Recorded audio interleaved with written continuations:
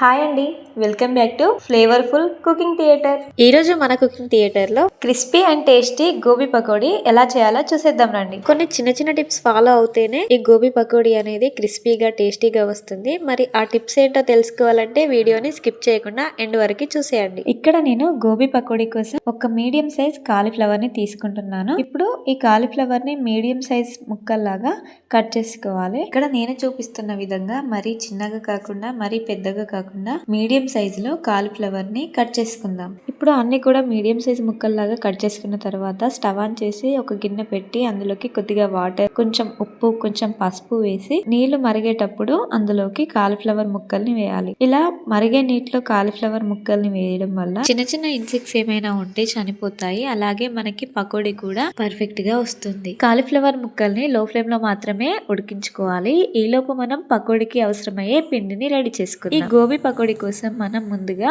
1 cup వరకు మైదా పిండిని జల్లించుకొని తీసుకుందాం. 1 కప్పు మైదా పిండికి సగం కప్పు వరకు కార్న్ ఫ్లోర్ ని తీసుకొని బాగా కలపాలి. ఇప్పుడు ఇందులోకి కొద్దిగా ఆయిల్ వేసి కలపాలి. ఇలా ఆయిల్ వేసి కలపడం వల్ల మనకి గోబీ పకోడీ అనేది పైన క్రిస్పీగా వస్తుందండి. ఇప్పుడు కాలీఫ్లవర్ ముక్కలు ఉడికాయో లేదో చూసేద్దాం రండి. మనకి ఇక్కడ కాలీఫ్లవర్ ముక్కలు 50% ఉడికితే చాలండి. ఎందుకంటే మిగతా 50% మనం ఆయిల్లో ఫ్రై చేసేటప్పుడు ఉడుకుతాయి. సో ఇప్పుడు ఇందులోని వాటర్ మొత్తం వంపేసి గోబీ ముక్కల్ని స్టెయినర్ లోకి తీసుకుందాం. ఇప్పుడు మనం ఇందాక జల్లించి పెట్టుకున్న పిండిలోకి సన్నగా తరిగిన కరివేపాకు, కొత్తిమీరకు, 1/2 స్పూన్ వరకు పచ్చి కొత్తిమీర పొడి, 1 స్పూన్ కారం, 1/2 స్పూన్ అల్లం, అలాగే 1/2 స్పూన్ ఉప్పు వేసి ఒకసారి బాగా కలపండి. మనం వేసిన ఇంగ్రీడియంట్స్ అన్ని పిండితో పాటు చక్కగా కలిసిపోయేలా బాగా కలుపుకోవాలి. ఇప్పుడు ఈ పిండిలోకి కొంచెం కొంచెం వాటర్ యాడ్ చేస్తూ పిండిని మరీ పల్చగా కాకుండా మరీ చిక్కగా కాకుండా నేను వీడియోలో చూపిస్తున్న విధంగా ఇలా కలుపుకోండి. పిండిని ఈ విధంగా కలుపుకుంటేనే మనకి కాలీఫ్లవర్ ముక్కలకి పిండి అనేది చక్కగా పట్టేసి మనకి పకోడీ అనేవి చాలా క్రిస్పీగా వస్తాయండి. ఇప్పుడు కాలీఫ్లవర్ ముక్కల నుండి వాటర్ మొత్తం స్టెయిన్ అయిన తర్వాత కాలీఫ్లవర్ ముక్కలని ఈ పిండిలోకి తీసుకోవాలి.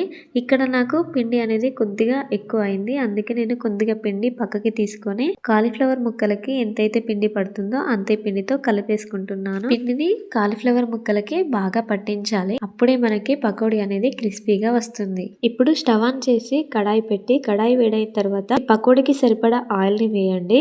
ఆయిల్ వేడైందా లేదా చెక్ చేయడానికి కొద్దిగా పిండిని తీసుకొని ఆయిల్ లో వేస్తే ఇలా పైకి తేలితే ఆయిల్ అనేది వేడైనట్లే. ఇప్పుడు ఇందులోకి కాలీఫ్లవర్ ముక్కల్ని పకోడీలా వేసేయండి. ఇలా కాలీఫ్లవర్ ముక్కలు వేస్తున్నప్పుడు ఒకదానికొకటి అంటుకోకుండా చూడండి. అలా అంటుకున్నట్లయితే మనకి కాలీఫ్లవర్ పకోడీ అనేది తొందరగా ఫ్రై అవ్వదు మరియు క్రిస్పీగా కూడా రాదు. సో విడివిడిగా ఉండేలా చూసుకోండి. ఇలా ఫ్రై చేసేటప్పుడు మంటని మీడియం ఫ్లేమ్ లో మాత్రమే పెట్టి ఫ్రై చేయాలి. ఒకవేళ హై ఫ్లేమ్ లో పెట్టామంటే పైన మొత్తం మాడిపోయి లోపల అలాగే మెత్తగా ఉంటుంది. పకోడీ అనేది ఫెయిల్ అయిపోతుంది. సో మంటని లో టు మీడియం ఫ్లేమ్ కి అడ్జస్ట్ చేస్తూ పకోడీని వేయించుకోవాలి.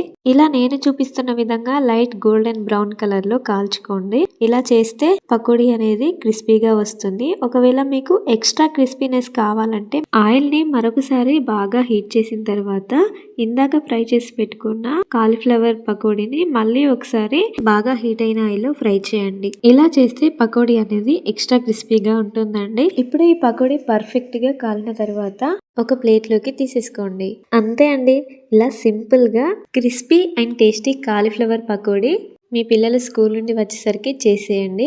మీకు ఎలా వచ్చిందో తప్పకుండా కమెంట్ చేసి వీడియోని లైక్ చేసి మీ ఫ్రెండ్స్ అండ్ ఫ్యామిలీకి షేర్ చేయండి. మరిన్ని కుకింగ్ వీడియోస్ కోసం ఛానల్ని సబ్స్క్రైబ్ చేయండి. Thank you.